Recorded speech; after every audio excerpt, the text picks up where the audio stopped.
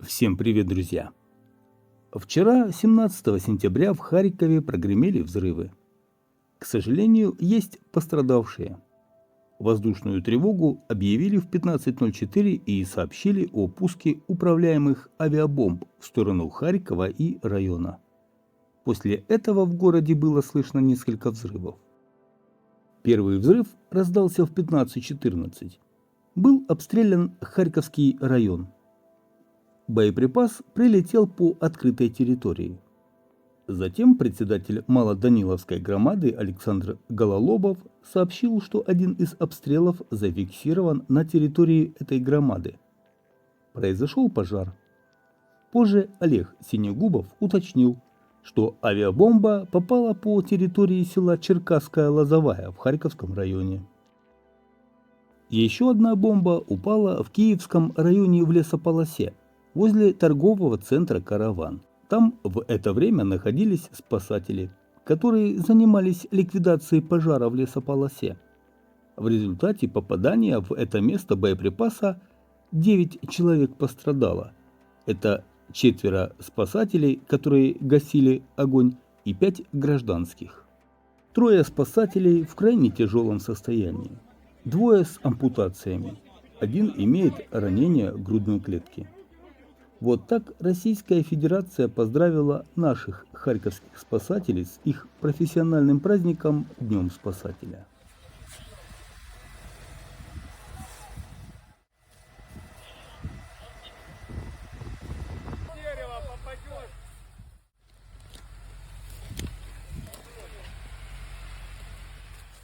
На месте удара обнаружили детали с номерами и маркировкой боеприпаса. Харьков обстреляли фугасной авиабомбой из УМПК – универсальный модуль планирования и корректировки. Ну а это уже последствия прилета. Вот так теперь выглядит Журавлевский лес на Салтовке.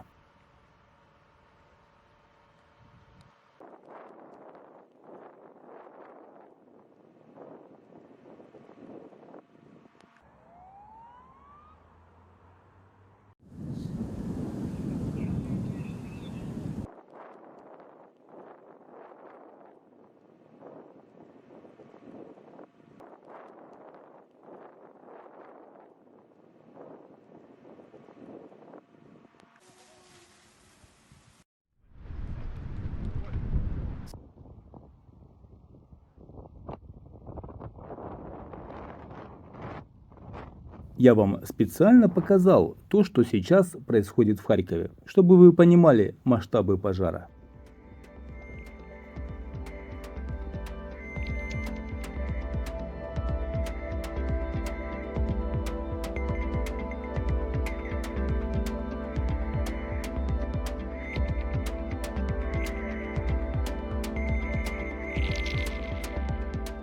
А вы помните 2 января 2024 года? Тогда россияне нанесли массированный ракетный удар по Харькову. Тогда был поврежден 41 жилой дом, а в квартирах и подъездах было выбито около 1500 окон. Эту информацию обнародовали только сейчас. И рассказали, что тогда территория зоопарка была сильно загрязнена после прилетов в центре города. Вся территория зоопарка была замусорена обломками ракет, древесиной, кирпичами, стеклом, камнями, почвой, фрагментами зданий и окон. Я представляю состояние зверей после взрывов.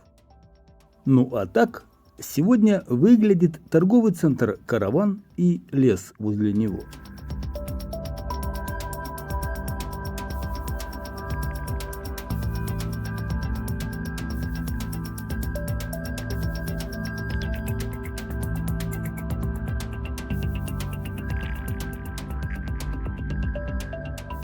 Вообще же, в последние дни ситуация с пожарами на Харьковщине ухудшилась. В Харьковском районе и Харьковской области лесные пожары возникают то тут, то там. Спасатели работают в усиленном режиме. Если раньше их график был день через 4, то теперь они выходят на дежурство через день.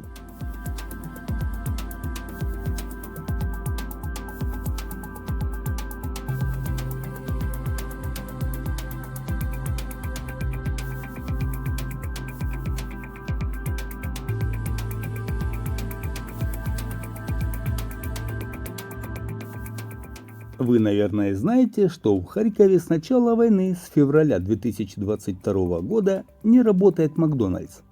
Так вот, в Макдональдсе объяснили, почему их рестораны в Харькове до сих пор остаются закрытыми. По данным пресс-службы компании, существует два главных препятствия для возобновления работы в городе. Ограниченные часы работы из-за частых и длительных воздушных тревог, усложненная процедура эвакуации как для сотрудников, так и для посетителей. Представители Макдональдс отметили, что безопасность клиентов и работников является их главным приоритетом. 24 февраля 2022 года компания Макдональдс сообщила о закрытии всех ресторанов в стране до окончания войны. В сентябре 2022 года в компании сообщили, что они будут открывать рестораны поэтапно. Первыми возобновили работу заведения в Киеве, Полтаве, Днепре и на западе Украины.